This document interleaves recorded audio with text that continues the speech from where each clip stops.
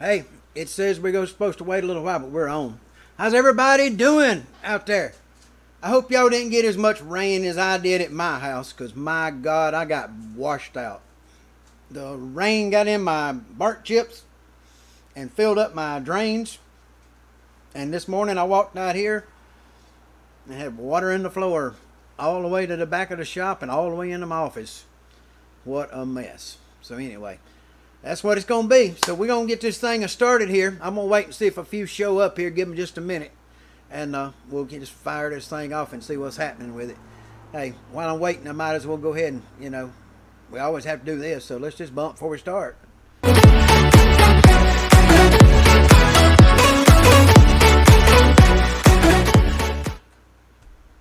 There it is. That's all there is to that. Simple enough, huh? Okay, I got a share window set up ready to go, and I can hit the button and get it going, and I'm just going to start the video because there ain't no sense in waiting around for everybody to show up. When they get here, they'll see it, and if they hang around afterwards, we'll chat, and if not, I'll go to bed because, darn it, I'm wore out. I laid tile all day. It about killed myself.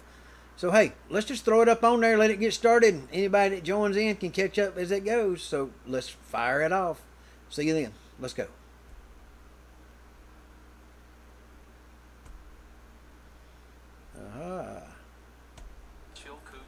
I didn't want that be. Leading to Lake Lindeman and Lake Bennett. For some, the journey proved to be too difficult and forced them to turn back. As for the others, the golden carrot that dangled in front of them continued to light their path to the rich gold fields of the Klondike. They were on a mad stampede. They just had to get to the gold. At the Cripple River mining camp outside Nome, Alaska, the opening crew have spent weeks living in primitive conditions, repairing damage caused by Alaska's harsh winter weather. Let the adventure begin. An exhausted crew is running on fumes to push through the next week before the first wave of participants arrive.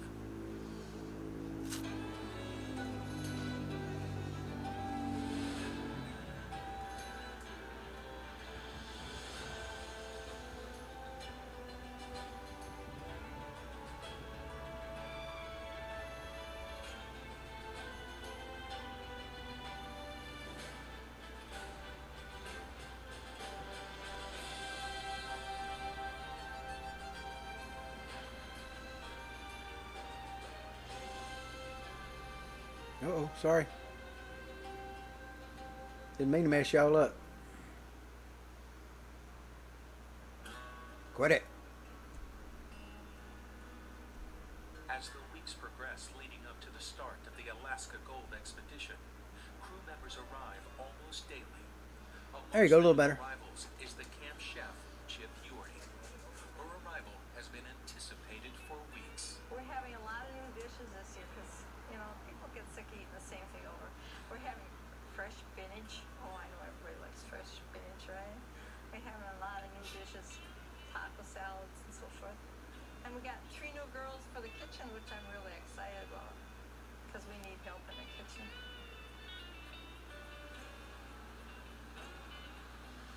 Another key arrival is self-proclaimed camp busybody, Al Marcone.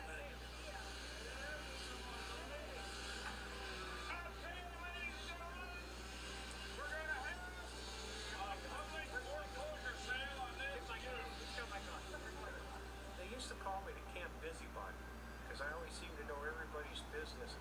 We're going down.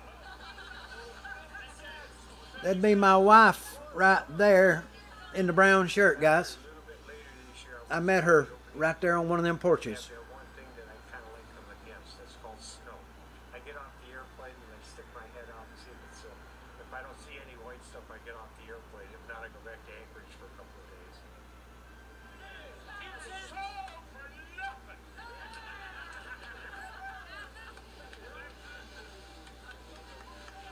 Oh my gosh. Friday night I will be modeling these so you're all in trouble. I think they'll fit.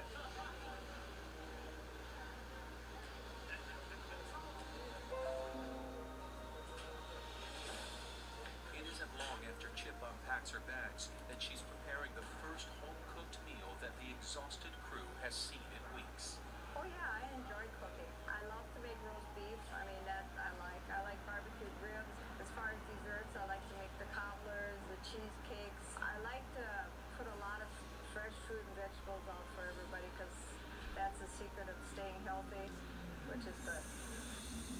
while the daunting task of building a road that connects the outer camps was staring the crew in the face, recharging their batteries with chips cooking was crucial.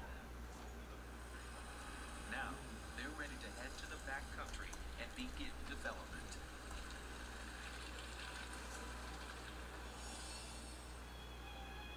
After 60-plus trips over the Chilkoot and White Pass trails leading out of the Skagway-Dyea area, about 40,000 stampeders have successfully transported their ton of goods to Lake Lindeman and Lake Bennett.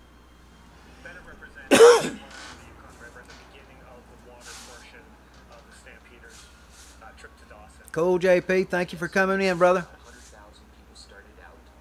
Yeah, people dropped everything to come here, and very few of them made it. The rest of the 100,000 who set out on the trail had either returned home or settled in Skagway. Hello, Julie. About 3 months had passed from the time the Stampeders left Seattle and San Francisco until they arrived at the lakes at the head of the Yukon River. It would take you perhaps a week to get up to Skagway. And then it's going to take you about 3 months to move all of your equipment over the mountains to Bennett. From there was another 500 or so, 550 miles down to Dawson on the Yukon River. It could take you 4 or 5 months to get to Dawson because you also had to wait for the Yukon River to unfreeze. While waiting for the Cool, Yukon man. to fall, it was time for the Stampeders to build a boat to transport not only themselves, but their ton of provisions as well. The Yukon River is actually a very Oh, short got me on the Bluetooth speaker. Okay, cool. very fast current. We're talking about 7 knots an hour in the springtime especially. I don't know. Hope I ain't giving y'all no static in this sound. Had a year's supply of food, so I didn't they think had about to my make fairly large volume coming out of my speakers here.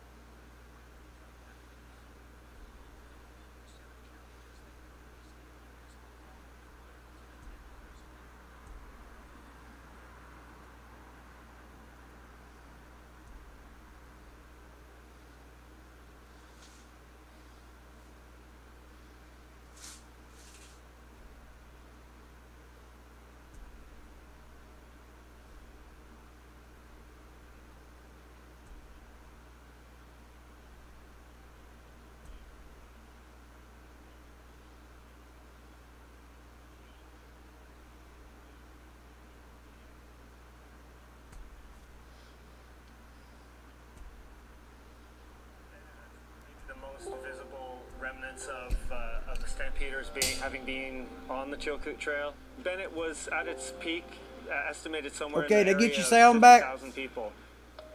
People had been living a miserable existence in tents scattered all over these mountainsides, building boats so they could float to the gold fields.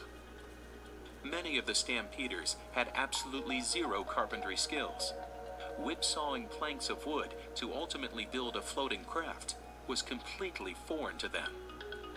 I've never built a boat with my bare hands out of green logs. I had to saw myself. That sounds pretty amazing. It depended on your knowledge and ability. Sometimes you hired people to build the boats for you because you just didn't have the knowledge, but you needed other people Good. to help you. Not everybody had the carpentry skills or was Got it willing figured to out. whipsaw trees into planks to build a boat. They stripped the hillsides a long way up of all the timber. And then they would build a scaffolding type of saw pit, basically. It supported the tree, and there was one guy up on the top and one guy at the bottom, and they had this big, huge saw. They sawed the trees into sections, into boards, and then they used those boards to build a boat. It took them several months to do that. Whether standing above or below the log, the work was so difficult that each man believed he was doing all the work. This led to many arguments. And so some people broke their partnerships during the boat building process and would depart. Nobody was fully prepared for the numerous challenges that faced their journey to the Klondike. A lot of people were not experienced. They didn't know what to expect, but the draw was just too strong and they couldn't say no. So they went up here not knowing what obstacles they were going to face, and that cost them dearly. But everyone was convinced that there was gold to be had. For the stampeders that were left, nothing was going to stand between them and the promise of riches.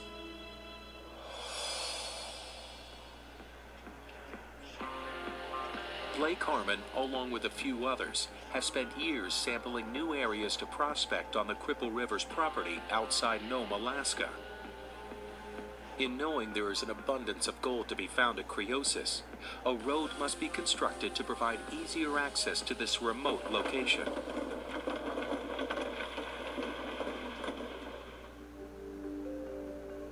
Criosis is a new camp that is currently in development along the Cripple River between the Arctic Creek Camp and the Ketchmark Camp. After finding a large amount of gold in the bedrock near this location a couple years prior, management at the Gold Prospectors Association decided to construct a new campsite, which will ultimately house 40 people. I know personally that nobody's worked that area in the past 20 years, because I've been up here on and off for 20 years. I've only missed 2 out of the last 20.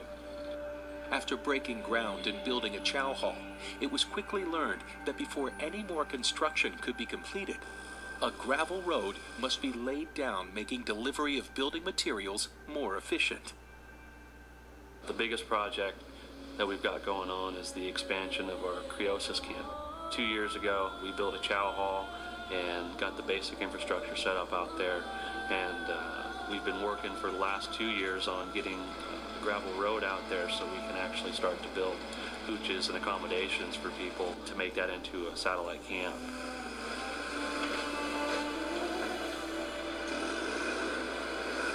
That's exactly what he had. No, the reason was he liked rocks. He liked rocks. He was going to bring me his rock collection. Yeah. That's our first date. Bob and Sarah Alberts are the caretakers of Criosis, and for them, the road could not be completed soon enough. Criosis is the newest camp within the Cripple River set of camps. It's one of the outer camps, and its design was primarily to provide a place for the outer camps to be able to pick up their supplies. It'd be nice to have trucks drive here to drop off supplies for all of the outer camps. The plan by the end of the season is to actually have housing for 30 to 50 people. So that's going to be really exciting. It's going to give people an opportunity to do some prospecting on a stretch of property that really hasn't been explored a whole lot in the last 20 or 30 years and really hasn't been hard worked since the early 1900s. Sarah and I are the only people working here right now, and it's going to probably change considerably.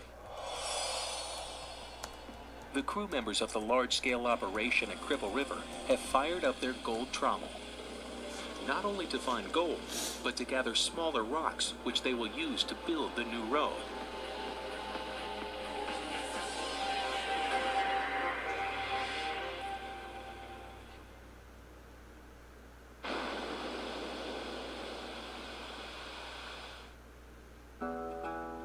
The trommel camp is located a couple miles east of the Arctic Creek Camp.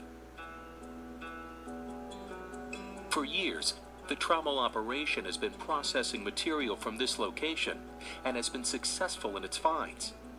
Over these many years, the tailings from this operation have been used to expand a road branching out from the trommel camp.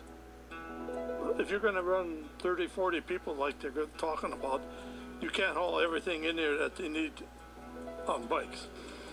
You ain't going to keep up. So you got to have a road to get there. We run 8 hours a day over there.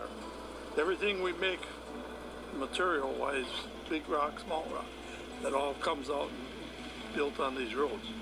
So we've been working on this for over 2 years now. After less than a day in operation and only 2 loads of rocks taken to work on the road, an all too familiar problem arises. We lost the generator, so now we're building roads. It is unknown when the new generator for the trauma will arrive, if ever. I don't know. They're out of money here.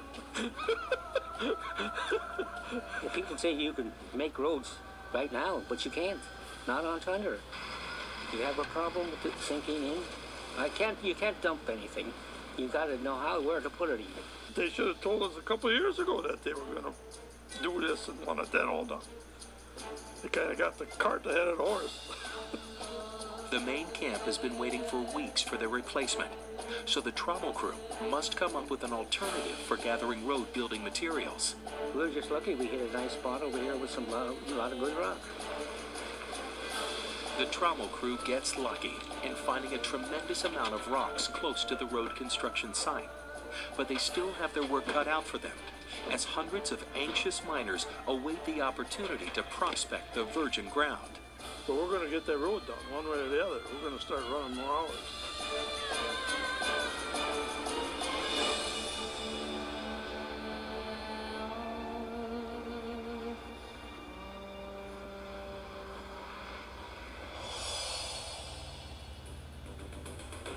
Resembling much of Skagway in its early days, Lake Bennett was a booming tent city, offering all the amenities of an established town.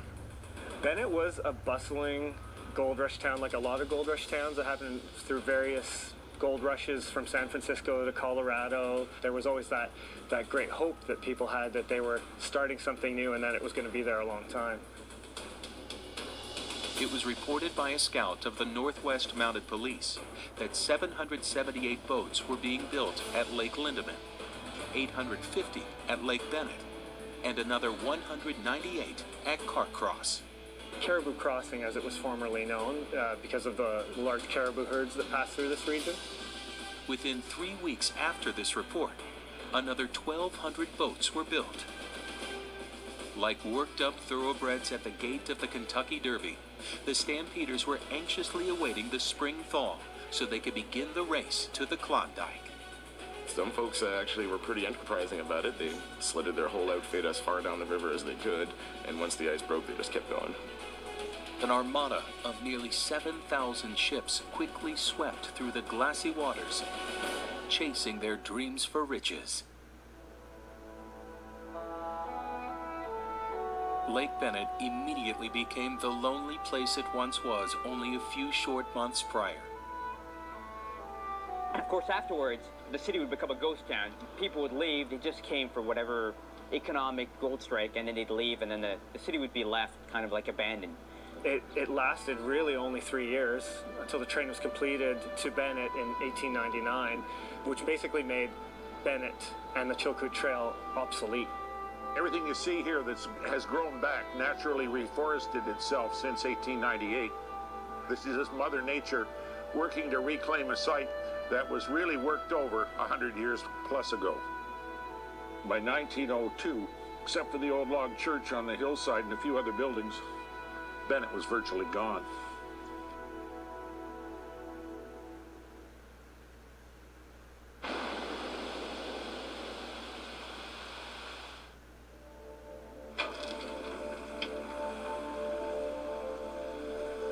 The development of the road to Criosis is underway, but the search for new rich gold deposits is never ending. That's One thing Sledge we've been Island working that on was for off the about a coast year there. now is trying to get some more area on the beach for participants to be able to go out and prospect. In working with the Signasauk and Bering Strait Native corporations in Nome, Blake Harmon has negotiated a deal to open the west side of the Cripple River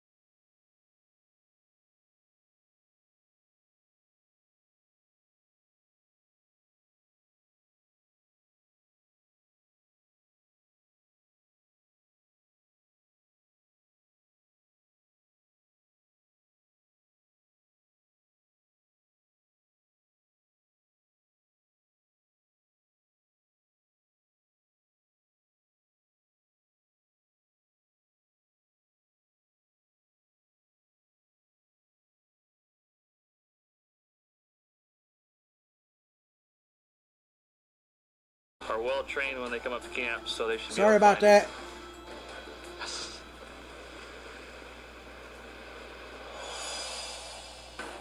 Back at the main camp. That'd be operator error. I had a phone come in. I beat it for a The second. parts for the broken generator have finally arrived, and power is once again restored.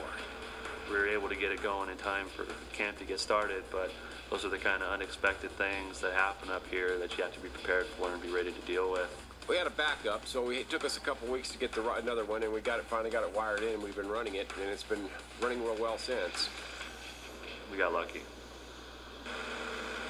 While repairs to the main camp are showing progress, the outer camps are still sitting with no communication to the outside world. Blake feels like this would be a perfect time to head to the highest peak near the Cripple River in an attempt to break radio silence. When I go to take the repeater up the mountain, I usually try to get somebody that I can count on to be a trustworthy companion that knows a little bit about electronics and is willing to go with me no matter what the weather's like or what challenges we have up there, because it's definitely not something you want to do by yourself. Blake gathers a couple crew members and they embark on the challenging journey ahead. Ralph Yeager and Jack Swick came up with me, and they're both pretty much willing to do just about anything I ask them to, so they're pretty good suckers as far as that goes.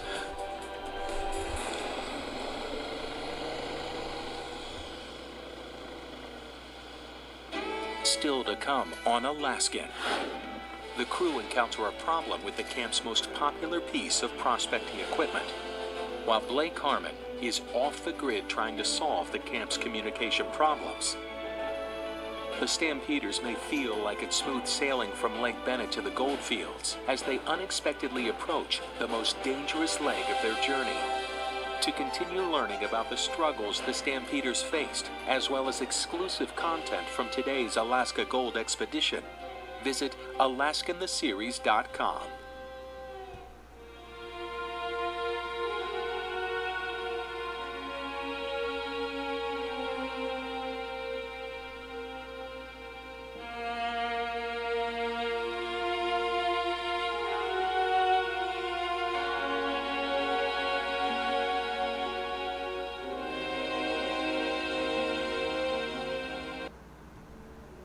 Okay, guys, there's the first one. That episode 4. To give you an idea of what's going on. Sorry about the sound issues. That was me. I tried hooking up the earbuds and I cut off your sound in the process. And then my phone went off. And I said, well, I'll mute my microphone. Well, I didn't think I was muting the whole system, so I'm sorry about that. So if it happens again, I'll just leave the room instead of do that. Okay, so sorry about that. Didn't mean to make a mess out of it. So, yeah, sorry about that one for sure. Let me fix that. Okay, and I'm going to have to bring up the next one and get it all set up here. So y'all got any questions? Let me share a couple things. No, I didn't find a 2-ounce nugget heavy. I found a 1/4 ounce nugget. It's the biggest one I ever found up there at Stella Creek.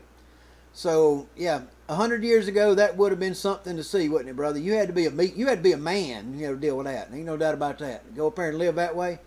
Now, where I had my camp, they showed you on that map, Catchmark, which is past that road where they were making the gravel road. And there wasn't no gravel road to get to my camp to bring me the stuff. So I carried everything for 20 people up the trail 16 miles on an ATV and a trailer.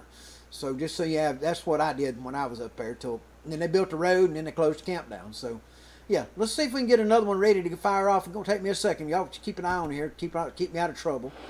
Previously on Alaska. Stop that. Okay, let me get you.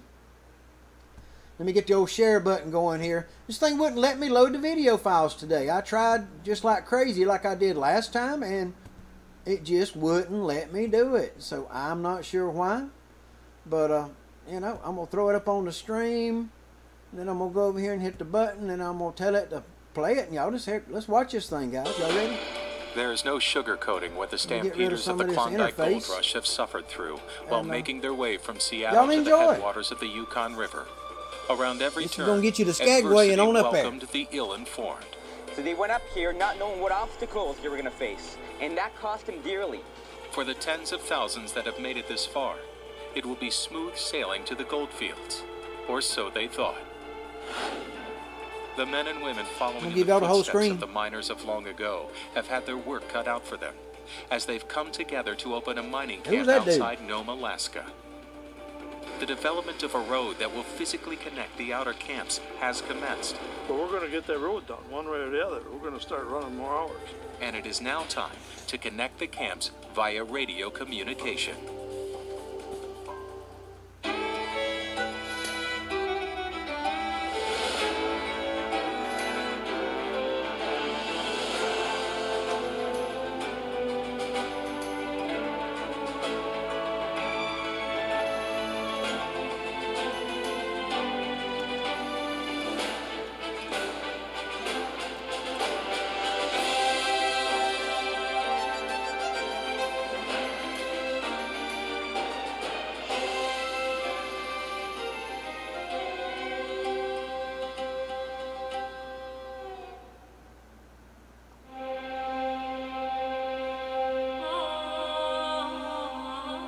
"16 miles may not seem like a long distance, but when traversing the trails over the tundra of Alaska's backcountry, 16 miles could feel like an eternity. That is the distance between Ketchmark and the main camp at Cripple There you River. go. In the unlikely event something would go wrong that far off the beaten path, it is imperative that a reliable form of communication be put into place to link the There's my entire camp. property at Cripple River all the way into the town of Nome.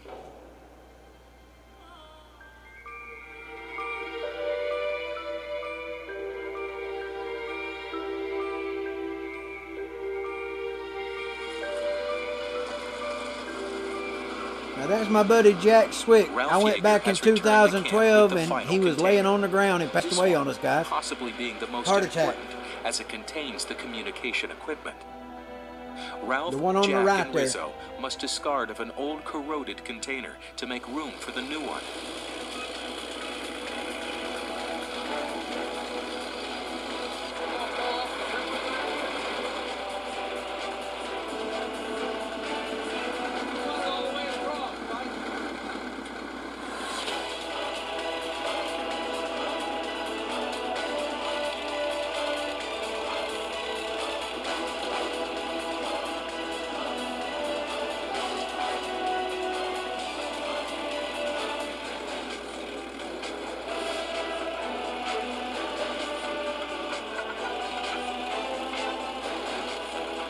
That's at Buzzard's old house on the beach.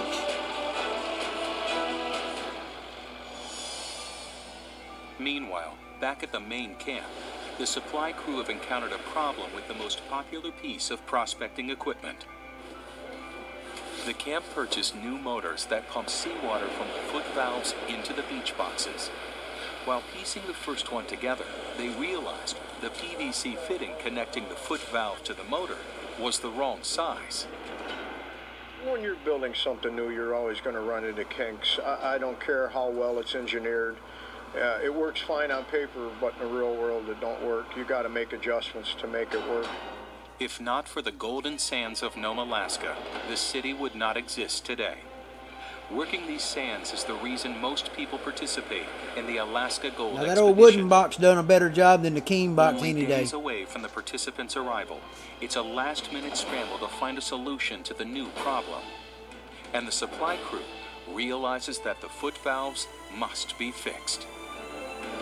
They're made out of Schedule 40 PVC. Some of the parts we had to build on our own. After putting their heads together, John and Jim devise a plan and begin the process of fixing dozens of beach boxes. Is you ready? Ready. What makes it fun up here, there's always a challenge and there's always a learning process. Now, just so you know, those two T-pipes that are under that foot valve are full of black sand, so it'd stay flattened down in the water on the bottom.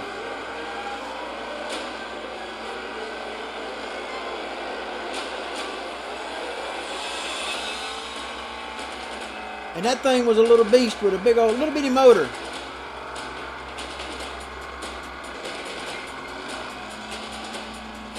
Sure enough, while bringing the final container into its new resting place, the foremost gets stuck and breaks the camp's water line in the process. Yeah, I had to fix that.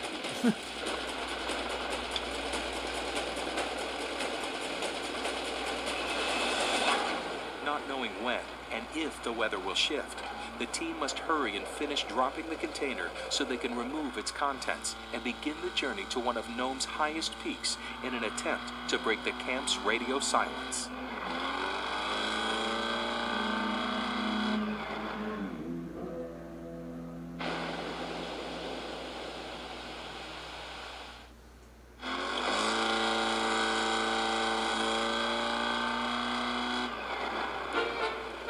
John Rizzo could scratch a person's back with a backhoe, but he'll be the first to tell you that Murphy's Law was referring to operating heavy equipment on Alaska's tundra.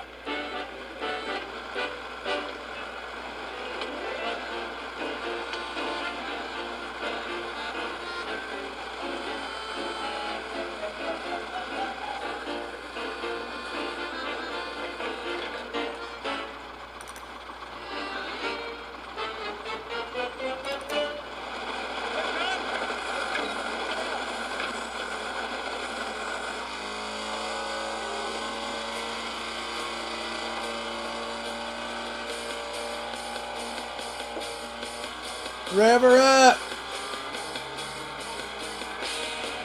While racing against Mother Nature, the teamwork at Cripple River has finally paid off.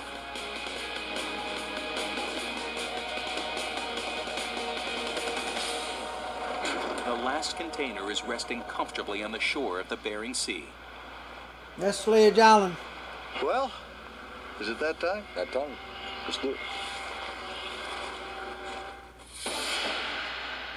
Blake Harmon, the expedition's manager for the GPAA, has the repeater loaded on his ATV and has handpicked a team to accompany him on his adventure to the highest peak near the Cripple River.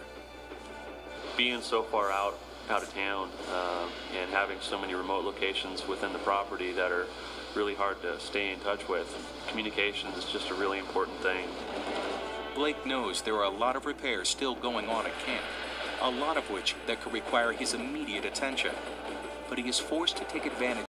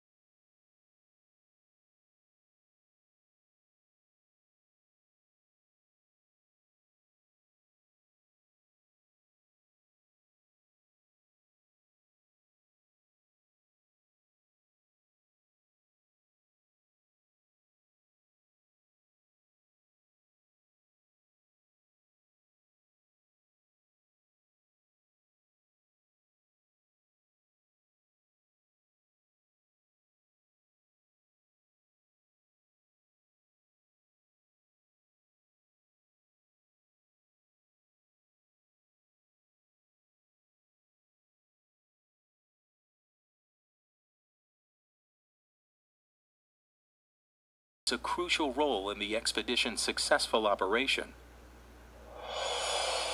The stampeders of the Klondike Gold Rush were not so fortunate. The people who came to Skagway were itching for news of the Klondike.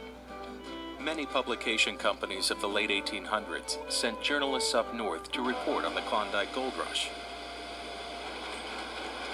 Upon arriving in Skagway and seeing the reality of it all, the majority of those reporters didn't make it any further than a small encampment only 3 miles outside of town.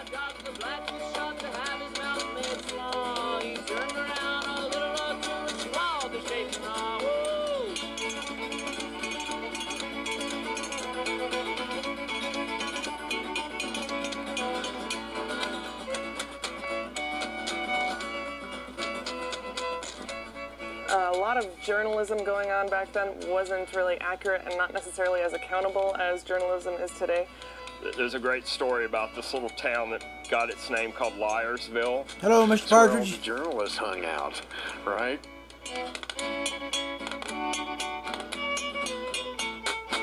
Liarsville is a fitting name for the town, seeing as most of the news reports were in fact lies. It was either the reporters making up stuff or the stampeders coming down and telling lies about us. I just called it Liarsville because nobody could believe anything that was written about conditions up on the trail. A lot of them made it out to be a lot easier than it actually was, and they made it seem like it was just, you know, this really quick journey. You go up the hill, and, you know, it's a wagon road, and you can just go for a ride, and it's really easy. Miss Parker, they're not commenting much. They're watching. Luxurious cruise up the Alaskan Side Passage, enjoying 12 buffets a day and nightly entertainment. Oh, yeah. Arrive in Skagway, then take the smooth wagon road known as the White Pass Trail to the summit. But this wagon road only went 4 miles up, right? And then just kind of petered out. What a lie. Who's to say if more or less people would have embarked on the journey to the Klondike had reliable news stories been sent down to the lower 48 and the rest of the world? But one thing is certain. Those that did attempt the trip would have been far better prepared. The world was pretty much in an economic depression at the time. So, you know, the myth that you'd walk down the street in the Klondike and pick up gold nuggets would be a big lure to someone who's trying to scratch out a living. When we come back, we'll see what actually greeted the Stampeders as they floated down the Yukon River.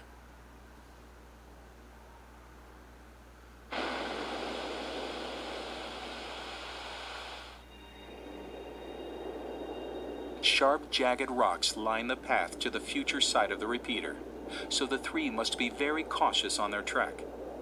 Getting injured this far off the trail while journeying to set up the camp's communications would seem rather counterproductive. When I go to take the repeater up the mountain, I usually try to get somebody that I can count on to be a trustworthy companion that knows a little bit about electronics and is willing to go with me no matter what the weather's like or what challenges we have up there, because it's definitely not something you want to do by yourself. And this year, Ralph Yeager and Jack Swick came up with me, and they're both pretty much willing to do just about anything I ask them to. So they're pretty good suckers as far as that goes.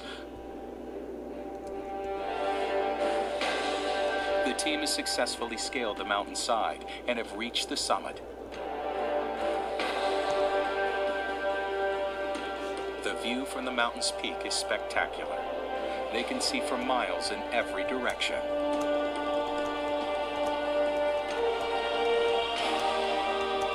Now it's time to construct the lifeline between the camps. Right now we're getting the batteries set up so we can wire them in line so we have a little bit more buffer if the wind generator's not going. These batteries will keep the repeater going. Hopefully we won't have any problems with the batteries totally draining. There's plenty of wind up here. The wind generator should keep things charged up pretty good. This mountain so far is the only place that we've found that we can set up the repeater where we can reach all of our outer camps, town, all the way down the beach and at camp.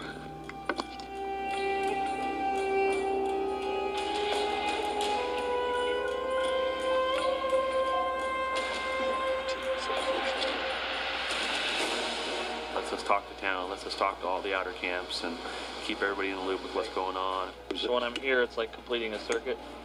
When you're yellow.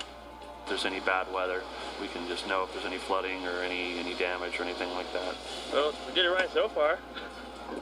Jack's pretty much a jack of all trades. If you ask him to run a dozer, he'll run a dozer. If we need to figure out electronical stuff, he's happy to tear apart a generator and put it back together. He's the kind of guy that can pretty much reverse engineer just about anything and get it working again if we need him to. Ralph's also a really hard worker. He comes up, he drives the foremost. He really does kind of bust his butt up here.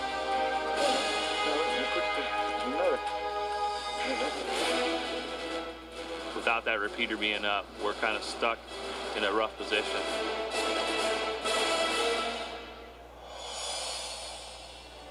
Had the Stampeders found themselves on a mountain peak with great visibility, they might have known what was awaiting them on the river. It wasn't more than 50 miles from the launching off point at Bennett that the waters began moving swiftly. You had men, of course, that were just itching to get to the Klondike. See, they would put together whatever raft they had, and of course, these were not expected. There's no quality proofing. The Stampeders' smooth sailing quickly turned disastrous as the roaring rapids blindsided them. They would jump on these rickety things of doom and just head to the rapids and smashing on the rocks. I mean, men were lost. Within days of the ice thaw, more than 100 boats were ripped to pieces, while the unrelenting white water consumed the lives of several passengers. A lot of people were dying in the Whitehorse Rapids. There had been a couple hundred deaths and people losing their loads and things like that. For the ones that survived, their gear was long gone. Because it was so quick and so rough, they ended up upsetting and losing all their gear. And so here they were in the middle of nowhere. Even though it is summertime, it's not that long, and they had no supplies. Sam Steele of the Northwest Mounted Police heard of the dangerous rapids and immediately took action. Sam Steele was an authoritarian type individual and would take no nonsense. There was huge fear of loss of life. He numbered the boats to ensure that they got through the river system safely, and they knew who was coming in and how many. Sam Steele made it a law that every person passing through the Whitehorse Rapids had to have an experienced guide. The rafts and boats and the canoes and the steamers were piloted through the rapids. It got so bad that women and children were not allowed on the boats. They were offloaded at Canyon City, and they had to walk the couple of miles, and no one was lost. Canyon City was a settlement that kind of grew up as Stampeder's boats would come in just above the rapids. Folks like, hey man, you better watch out, rapids down below. Among the experienced pilots guiding boats through the Whitehorse Rapids was well-known author Mr. Jack London. When Jack London came, it was at the very beginning of the rush. Just like the tens of thousands of people that came here, he was poor, he was hungry, he was unable to find work. So he tried writing before he came up here. But as he came to the Klondike, in his mind, it was to become a rich gold miner. This served as an inspiration for many of his famous stories centered around the Klondike Gold Rush.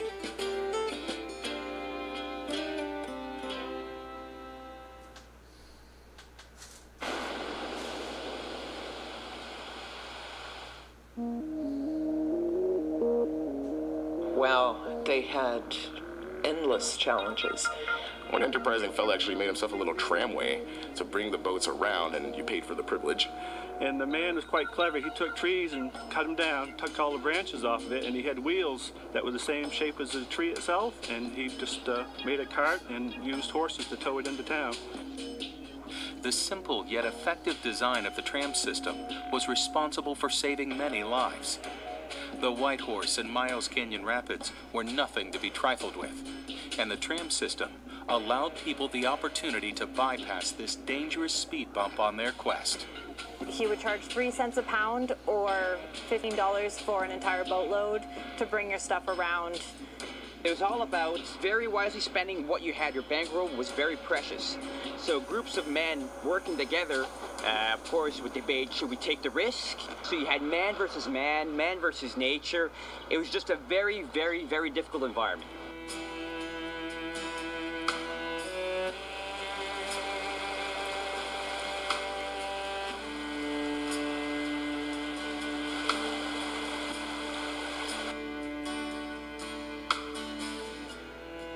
Today, a small piece of the tram is all that remains in Canyon City, ensuring people never forget the lives that were lost chasing a dream.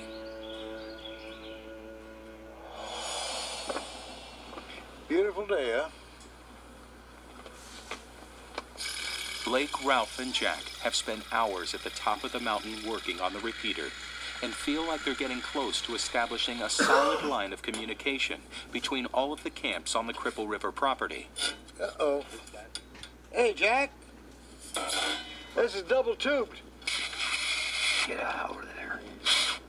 This is not lined up on this side either. You're almost through now. There you go. You gonna leave that in there all winter? Yeah. Well, we got the old south wind blowing. The final touches have been made, and it's now time to test out the repeater. Cripple River, can I get a radio check? This is Cripple River, come on back. Got you loud and clear. How about Trumbull? Hey, area. Got you clear too, thanks a lot. How about Bob over at Criosis? 10-4, loud and clear. The outer camps have sat isolated from the outside world for weeks. Blake's familiar voice is welcomed by the caretakers at these camps, as they see it as a sign that the expedition is about to begin. We were able to install the wind generator, get the repeater set up, and the whole system operating same day, which doesn't always happen, so it's a good deal.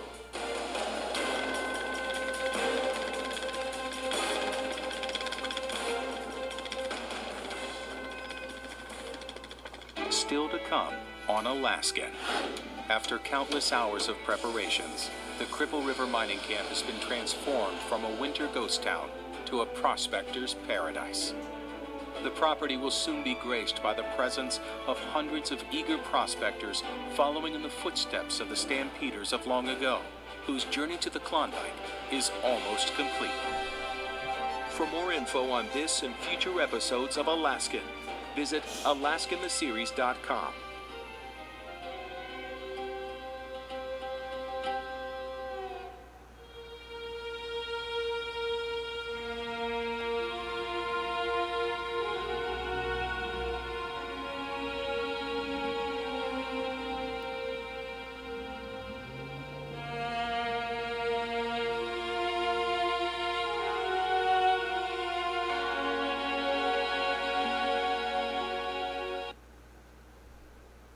Okay, there was number 5.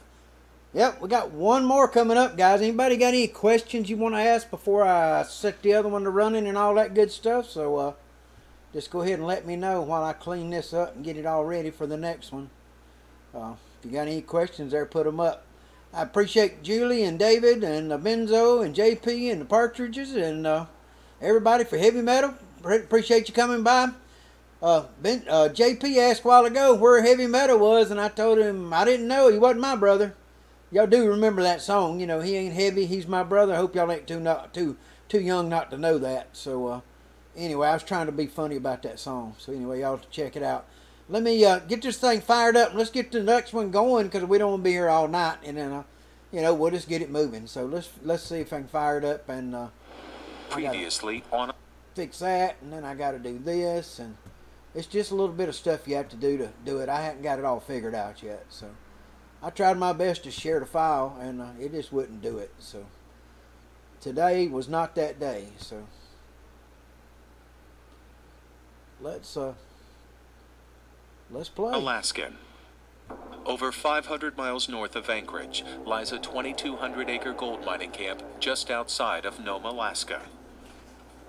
Hundreds of ordinary people there you from go, all guys. over the country, from all walks of life, are rushing north to this remote wilderness with the intention of extracting yellow-colored wealth from the ground.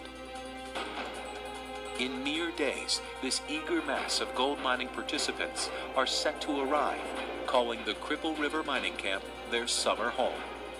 Meanwhile, a rugged crew of over 40 men and women have worked tirelessly making repairs to the basic infrastructure of this property in preparation for a modern-day gold rush. To this point, the crew have conquered every obstacle thrown at them. There's the lifeblood. The generator that supplies the power to the main camp did not last the winter. That is not a good sign. And it was a race against time for the crew to make the necessary repairs. The trommel crew also lost their generator, making the development of a new road much more difficult. Well, we're going to get that road done one way or the other. We're going to start running more hours. Mother Nature left her mark on the property. And it was Benzo, up I to don't the know crew why he's to playing rebuild Terminator the music, but weathered it'll probably get a cabins in time copyright for the strike, right? participants' arrival. The floor's all bag and sag and the tundra of lifts. Communication was still lacking, and with only a day to spare, a repeater was set up on the highest peak in the area. How about Bob over at Criosis? 10-4, loud and clear. While these challenges seemed daunting to the men and women opening the Cripple River camp, they were nothing in comparison to the fear and danger that faced those that embarked on the Great Klondike Gold Rush of 1898. They didn't know what they were getting into. All they saw in their eyes was gold. A lot of folks thought that getting to the Yukon was a simple thing. You scoop up the gold with your bare hands, but the reality was, of course, far, far different. Like stampeding buffalo, these stampeders have overcome more adversity than any of them could have ever foreseen. Dawson City is 500 miles away. And along that trail, the snow is sometimes 20 feet deep. Winds howling 50 miles an hour. Temperatures down to 70 below. They've dealt with gangsters trying to swindle them out of everything they had. They've triumphed over some of Alaska's highest mountains, defeating the ghastly shadows that awaited their every turn. Most of those folks weren't miners or outdoors folks at all, and then there they were thrust in the middle of nowhere, having to just to fend for themselves. They manufactured floating vessels with their bare hands, which would transport them to the gold fields. I've never built a boat with my bare hands out of green logs I had to saw myself. That sounds pretty amazing. They went up here not knowing what obstacles they were going to face, and that cost them dearly. After all of that, they stared the devil in the eyes while pushing through the monstrous Whitehorse Rapids. The Yukon River is actually a very shallow river. Very fast current. We're talking about 7 knots an hour in the springtime especially. The lure of gold had consumed their very souls, and nothing short of the Grim Reaper himself was going to stand in their way. People were desperate, and gold was like the shining light. You know, people dropped everything to come here, and very few of them made it. Now, for the stampeders that survived, there was only one more hurdle between them and their subarctic El Dorado.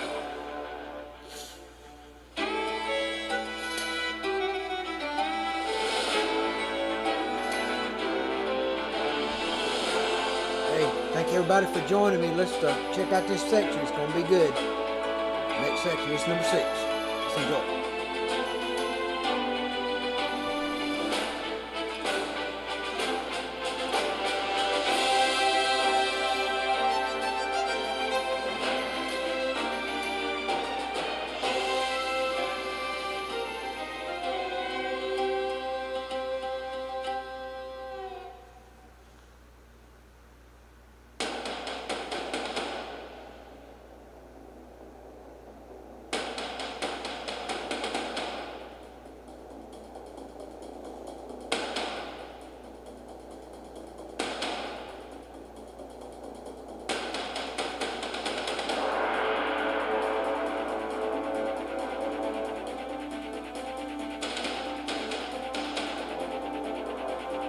It's been a sleepless night for many of the crew members involved with the mining camp outside Nome, Alaska.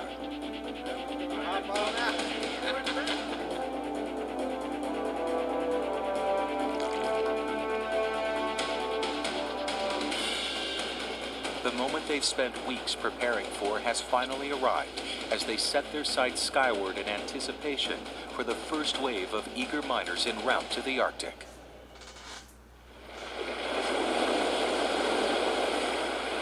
Nome, Alaska, one of the few towns in the world synonymous with gold. Covered in snow and ice only a few short weeks prior, Nome has once again transformed itself to resemble the gold rush town it's famous for. It is now ready to accommodate the hundreds of miners traveling north for their chance at discovery.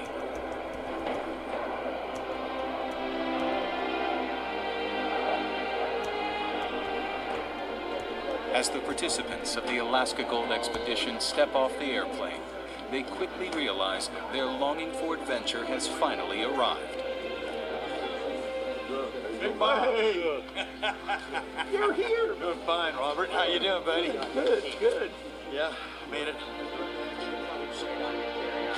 That'll tell us where we're going to deliver the baggage for you. A fleet of trucks are parked outside the airport, ready to transport the participants to a life they've dreamed about for months.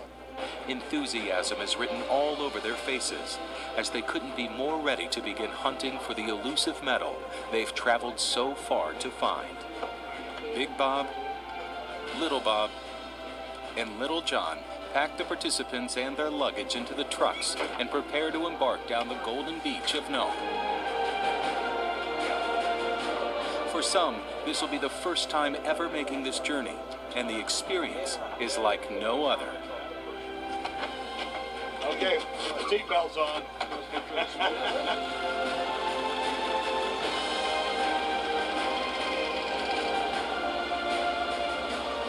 Next stop, the Gold Prospectors Association of America's Cripple River Mining Camp.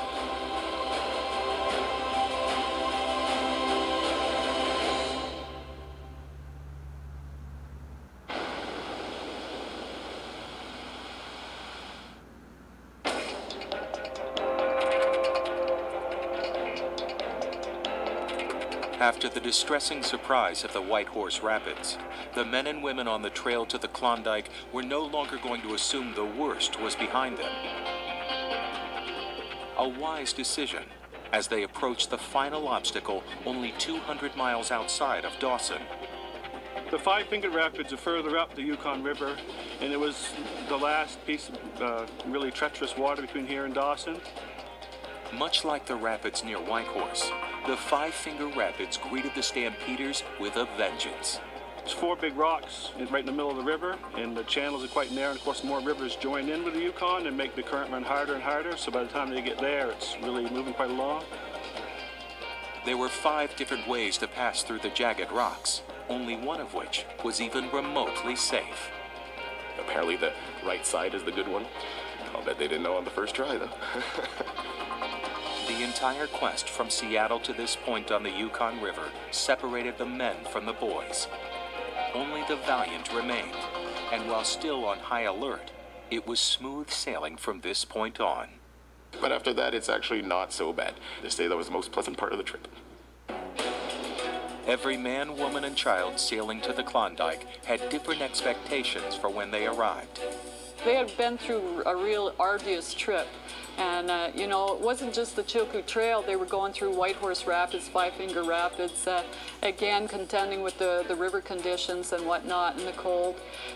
Many were probably expecting to see a glow from the abundance of gold as the confluence of the Klondike River to the Yukon River began to creep over the horizon. There were rumors at the very beginning that the creek beds were basically just lined with gold, and it was just like a carpet of gold in the creek beds. Many of them thought that they could just scoop the gold nuggets directly off the ground. And there were even some things written up about, you know, you could pick them off of bushes. Silly, of course. What they did in fact see was an emerging town. Well, when people arrived in Dawson, certainly reality hit them in the face. As they pulled their boats to shore, they were greeted by hundreds of people who had already staked claim in their promised land. Arriving here, if there was one thing they were going to find out that first day was, hey, all of those best claims, they were staked a long time ago. You know, if they weren't early, a lot of the good claims were taken. How could this be? How, after shedding blood, sweat, and tears, could the leading stampeders be too late? The reality is that the vast majority of these stampeders, when they got to the Klondike gold fields and to Dawson City, they discovered that the majority of the good claims had already been staked by those prospectors who are already in Alaska and the Yukon. Remember, their journey didn't begin until July 1897, which was 11 months after the discovery of gold in the Klondike.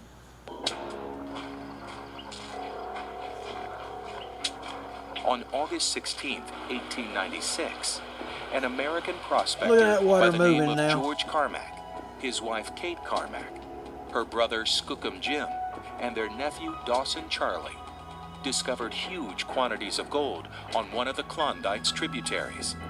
This discovery of gold took place along a little tiny creek, which was called Rabbit Creek, which isn't a very glorious name. So they very quickly decided to change the name to Bonanza Creek, which seemed to be more fitting. And the story goes that after dinner one day, Skookum Jim was down at the creek's edge, and he saw what appeared to be pieces of cheese in the creek. Well, it wasn't cheese, it was gold. The claims were registered the very next day, and the news of this discovery spread like wildfire to the mining camps in the Yukon River Valley. They went to the tavern and said, well, guess what we found? And they say the next day in the town of 40 Mile, you couldn't find a boat because everyone who had been in the bar that night, including some of the Mounties, had headed upstream to the Klondike to stake their claims. all of the claims around them were picked up very quickly. And it was pretty much the prospectors of the town of 40 Mile who got the good claims in the Klondike region. By the end of August, all of Bonanza Creek had been claimed by miners. And nearby was an even richer creek, which they would call El Dorado, and these were two of the richest creeks in the world. By mid-December 1896, word of the riches in Dawson had reached the nearest large settlement in Alaska, Circle City. The Yukon River was frozen at the time, but the prospectors in Circle City were able to reach the gold fields in Dawson by dog sled before all the best claims were taken. It wouldn't be for another 7 months that the story of the discovery reached the outside world with the arrivals of the steamships Excelsior and Portland to the docks of the western continental United States. By the time the first wave of stampeders arrived in Dawson, nearly 2 years had passed since the Klondike gold discovery. Disappointment couldn't even begin to describe the undying sadness felt in their hearts and minds as they saw their golden rug pulled from under them. Can y'all imagine? But they worked 2 years, you know they got a lot of it before they ever got a chance. By the spring of 1898, the town of Dawson grew from 500 to more than 30,000. There is a saying that 1 million people dreamt of coming up here. 100,000 actually laid plans. 30 to 40,000 would actually arrive here, but only a few hundred would strike it rich. Hundreds were filled with such bitterness and resentment toward their shattered dreams that they immediately began their journey home. And many of them would actually set up along the riverbank here, above their rafts or boats or scows, a for sale sign. They sold what was left of their equipment, their pickaxes and so on, just enough to get out of the Yukon, go down the river, get to St. Michael at the mouth, grab a steamer back to Seattle or wherever they came from. But there were others that were more entrepreneurial, and they realized that, you know, these miners, they might need entertainment, they might need baked goods, they might need their laundry or sewing done. Why not stay here and mine the miners? For tens of thousands, Dawson City was their new home. They were pretty disappointed, but there were definitely a lot of other ways to make money during the gold rush. Those that got there and couldn't get a claim worked on other people's claims. Some of these people, by doing that, would be able to kind of keep their ear to the possible sale of a mine if it came available, and they were able to buy that claim and do fairly well. Make no mistake, despite the stampeders being too late to stake their own claims, gold was still very prevalent throughout the city. It was now time to get creative for a big piece of the pie.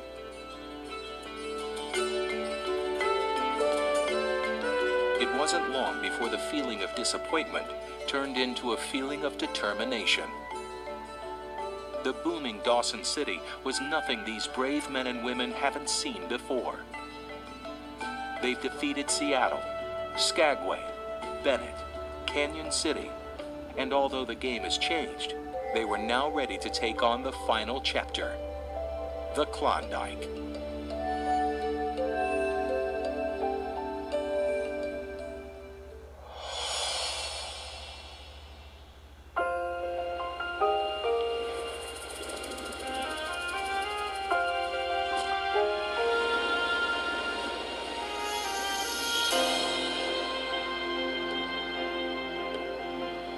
Back in Nome, Alaska, the participants have nearly completed their maiden journey down the beach, and it is a moment in time that will never be forgotten.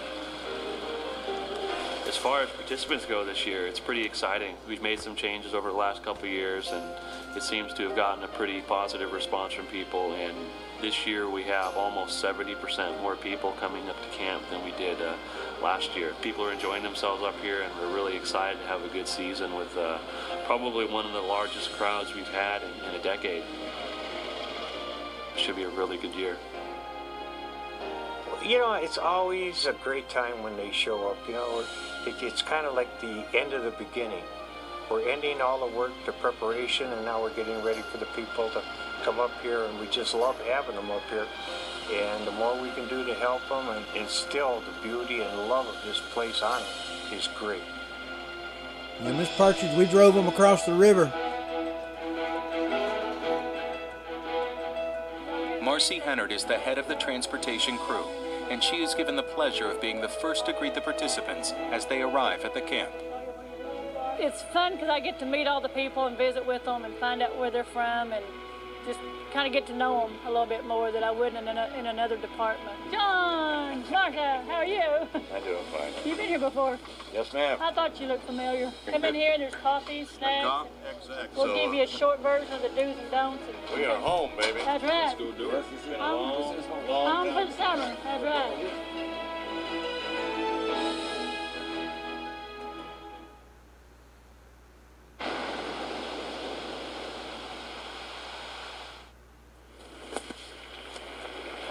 The participants are now settled in, and before they are unleashed on the property, they must sit through a quick orientation where they are introduced to the crew.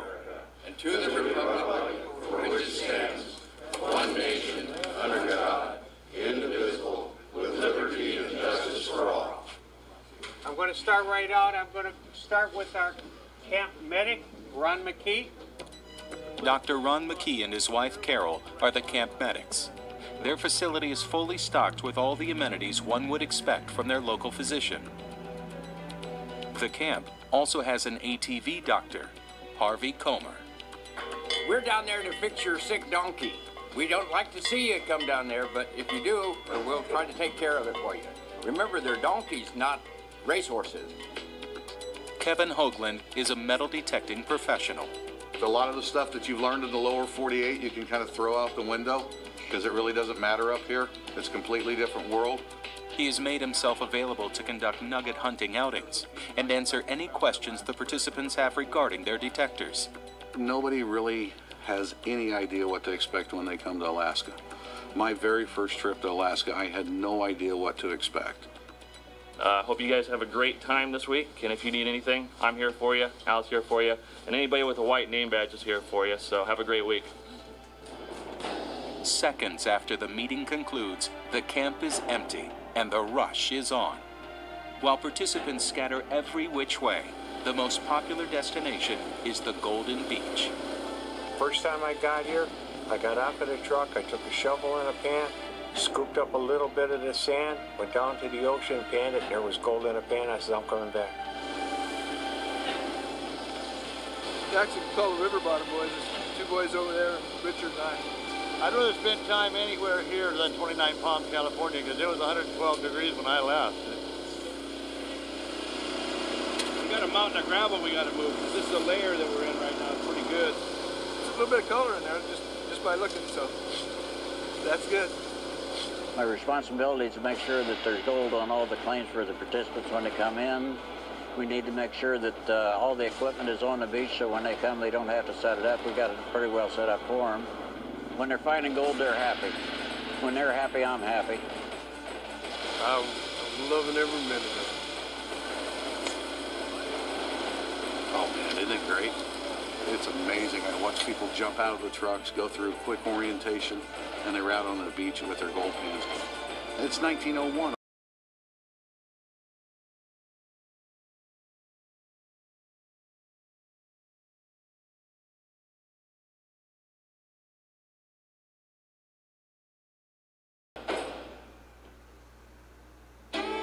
Still to come on Alaskan. The participants begin staking claim on the beach, but soon realize this material is like nothing they've worked with before. For those who persevere, there is still an abundance of gold for the taking.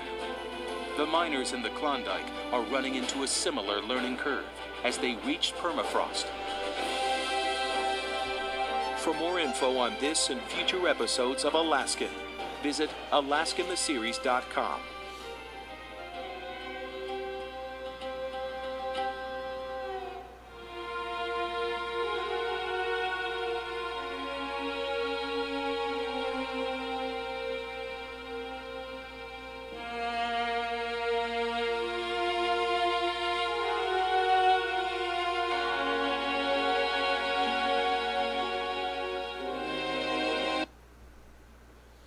Okay, guys, there it goes.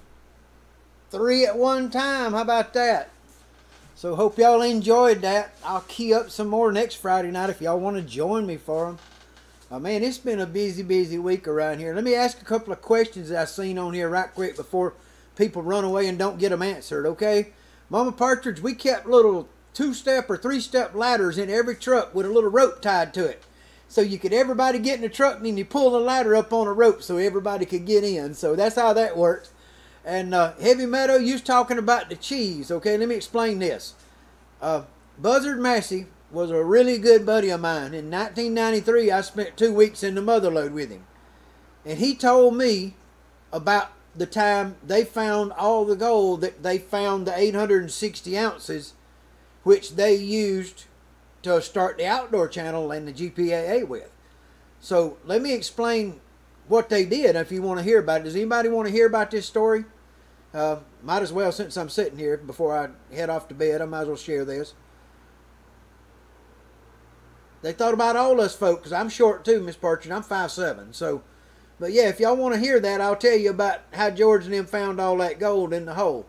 But it was George Massey and Buku, the old guy that played the mandolin with him sometimes, Corey, my buddy, and also Perry and Tom.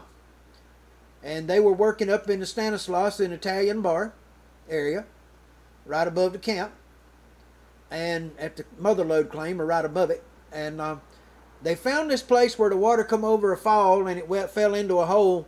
And George had been looking at it for a long time, and he just said, that's a boil hole. It's full of boulders. They've come over that fall and fell in, and it's a big hole down there that's full of boulders. And so his idea was, we're going to get them out. So they got barrels and chains and cables, and they wet the barrel, filled the barrels full of water, and sunk them. They cabled up around the big rock with the chains and the stuff, and then they put air in the barrel and pushed the water out until it picked the rock up, and they'd pick a great big old boulder up. Sometimes they'd have to put like 3 barrels on one to pick it up out of that hole. But they picked them all up, and they kept pulling boulders out. And they'd find a little bit of gold here and there because they were dredging on the way down, you know. And then they'd dredge, and then they'd get boulder bound again. They'd have another one in big ones, and they'd dig around it. They'd all get in there and work hours and sometimes days to get one rock out. And I think they spent about 6 or 7 weeks in this one hole, just digging away, not hitting on much. But all of a sudden, they pulled a boulder out of the bottom, and one of the Massey brothers went down in the bottom, Tom, and when he went down in the bottom, it swerved around and it curved around like this and had a rounded bottom where it had been a boil hole. And the first boulder that went in over years ago got in and rolled over, and it was just boiled out holes. You know, it had a kind of a rounded out bottom. Here we go. He said the bottom of it was curved like this, and it looked like cheese. That was his exact words. And I'm going to find the book. Benzo's got a copy of the book, I think, that I gave him that's got the story in it. And he could probably verify what the stories wrote. But I heard it firsthand from George. So George is up on the top where they're working at. And Tom comes up with a piece in his hand like this. This thick. This big in his hand. Yeah. And there's one piece of it that I've held in my hand that's as big as a banana and about that thick that come out of that hole. Because most of it they had in the safe at one time, and I seen it when I worked there at the company, and it was shown to me. And I have to say I was totally amazed by what I seen. It was just unbelievable. I mean, pile after pile after pile. Great big ones, you know. And then there was little ones. There was a lot of little ones, but there was these great big ones in there, like 10 or 12 of them that were just huge. But 860 or 870, 860 or 70 ounces. I don't know the exact number right offhand. I really don't. But it was somewhere in that number. George is the one that told me about the story, and then Tom told it in front of me probably 10 times later over time at the camp and stuff that I heard him tell it at different places. So, but yeah, that's how the Masseys got the money to basically buy that piece of property in Alaska. That come from there also, I'm pretty sure.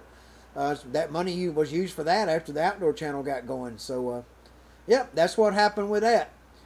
Heavy Meadow, yeah, brother, I'm going to tell you, it couldn't be much more than that. I mean, I've seen a lot of gold come out of there. I mean, we'd have 2 pounds maybe a week, 2.5 pounds some weeks. But we were splitting that up and sending it home with, 200 people. So, you got 200 people leaving with 2 pounds. Figure out how far that's going to go. It ain't spreading out too far, so you better go look on your damn own for your own, that's for sure.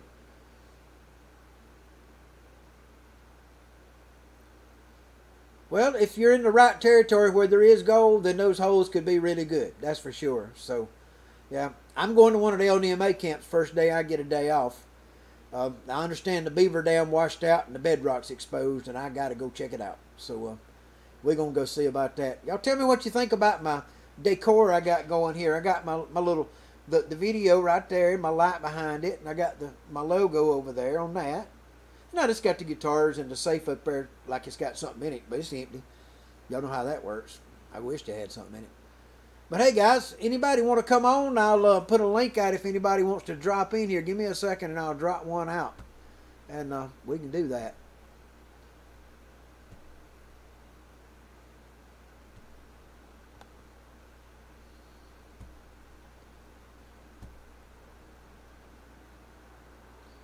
Hey, Heavy Meadow, hell, it's worse than that. We worked up there for food and get the mine and a place to live in, and no money. Most of us, I mean, well, some got paid, but for the most part, most of the crew did not get paid that worked in Alaska. That did not happen. So that wasn't the thing that happened on that. So. But anybody wants to bump in there, just jump on there and hit the little thing and come on in. I'm going to get some stuff out of my way. In case anybody bumps in, it won't be in the way over here. So I'll give y'all a couple minutes if anybody wants to drop in. And if not, I started this morning sweeping and mopping the floor out here in this shop at 8 o'clock. And I got done at 10:15, 10:30. I went to my tile job and I worked over there till 4:30, almost 5. Then I come home. I built a tubby concentrator, boxed it up. I built, boxed up, final trimmed and boxed up 3 gold rams. Got a high banker to finish tomorrow if I get time after I do my work at the tile job. So tomorrow I'm putting up a bunch of tile. I got a bunch of pieces cut ready to go up. So I put up a couple of walls here and there, that's for sure. Well, hey, brother, I understand that. And that's what I got. I got to get up early. So I tell you what I think I'm going to do. I'm going to shut it down pretty early tonight, folks. So, hey, y'all enjoyed it. I hope you did. And if you got any questions, put them in the thing down there. And I'll come back through and check them and reply to them and give you some answers to whatever you might have seen that, that piqued your interest along the way. So, y'all be good and stay out of trouble. And hey, did y'all see my video on my other channel on the Frugal Fixer channel by any chance? Did anybody get to see that? Let me see. Hold on just a second. Let me see. Give me a second. I don't want to mess nothing up here. That'd be a bad thing to do. Okay, we're here.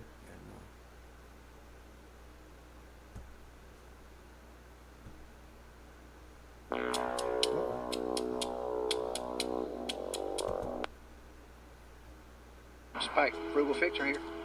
I guess I'm about to be the frugal farmer. Y'all check it out. I got me some cattle panels, and I've started tearing out the old beds, and I kind of mocked up what my little building's going to look like. So we're going to build a Chinese greenhouse coming off of that wall right down there and coming down this way. So, hey, let's look around and show you what we got. Okay, y'all do me a favor. Hit that thumbs up, subscribe, and hey, come on and join us. We'll see what it looks like. Give me some ideas on making this greenhouse work. I'd appreciate it. It ain't gonna let me do what I want to do, guys. I'm sorry. Yeah, I wasn't prepared on that. Yeah, it's my greenhouse video. That's right.